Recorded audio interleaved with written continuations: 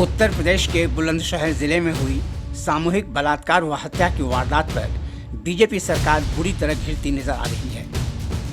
ये वारदात ऐसे समय हुई जब यूपी चुनाव के पहले चरण के मतदान के कुछ ही दिन बचे हैं। कांग्रेस, समाजवादी पार्टी और राष्ट्रीय लोकदल ने इसे मुद्दा बनाया है और सरकार को घेरा है। कांग्रेस महासचिव प्रियंका गांधी ने यूपी पुलिस पर आरोप लगाया है कि उसने इस मामले को दबाने की कोशिश की। उन्होंने योगी आदित्यनाथ सरकार पर हमला करते हुए कहा कि कांग्रेस पार्टी ये मामला दबने नहीं देगी और पीड़ितों को न्याय जरूर मिलेगा। यहाँ पे पुलिस और प्रशासन ने जो हुआ है उसको दबाने की कोशिश की है पूरी तरह से। जो मुझे परिवार के सदस्य बता रहे हैं कि पूरी तरह से उसको दबाने की कोशिश की है। जिस तरह से हाथरस में अंतिम संस्कार किए गए थे, लगभग उसी तरह से यहाँ पे किया गया है। इन पर दबाव डाला बीच रात में अंतिम संस्कार करने के लिए और परिवार वाले बिल्कुल असंतुष्ट हैं।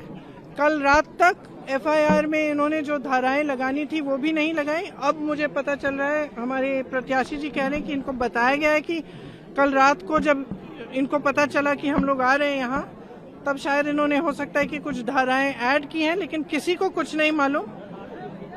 एफआईआर की कॉपी अभी परिवार को नहीं मिली है, डरे हुए हैं, कह रहे हैं कि पूरा पुलिस प्रशासन मिली हुई है। और एक यहाँ के कोई अनिल शर्मा जी जो हैं, उनका बार बार लगातार फोन आ रहा था पुलिस को जिस समय ये सारा हुआ, तो उनको शक है कि शायद उनका कुछ इसमें इन्वॉल्वमेंट है किसी स्तर पर और इसको दबाया जा रहा है पूरे मामले को। हमने उनको ये आश्वासन दिया है कि हम इस मामले को दबने नहीं देंगे। जो लड़ाई लड़नी है हम उनके साथ खड़े हैं, हम लड़ेंगे और न्याय इनको मिलेगा। समाजवादी पार्टी के अखिलेश यादव और राष्ट्रीय लोकदल के जयंत चौधरी ने ये मुद्दा उठाते हुए कहा है कि बीजेपी अब झूठ बोलना बंद करे। कि बुलंदशहर की घटना आज पूरे उत्तर प्रदेश को चिंतित कर रही है और खासकर बेटियां, बहन ये सोच रहे हैं कि लगातार सरकार ने ये कहा कि कोई भी बेटी अगर 12 बजे भी घूमना चाहेगी तो कहीं उसके साथ कोई घटना नहीं होगी। और सरकार के केवल मुख्यमंत्री नहीं बल्कि दिल्ली से गृह मंत्री से लेकर के जितने भी सरकार के लोग हैं, ये बताने में कहीं चूक नहीं कर रहे हैं कि कानून व्यवस्था आज उत्तर प्रदेश में सबसे आगे है। लेकिन लगातार जो घटनाएं हो रही हैं और आपके जिले में जो घटना हुई है वो हाथरस की घटना को याद दिलाता है। हाथरस की बहन के साथ जो हुआ, उसके परिवार के लोग चाहते थे कि अंतिम संस्कार उनकी मर्जी से हो जाए, लेकिन सरकार ने उसकी परवाह नहीं की।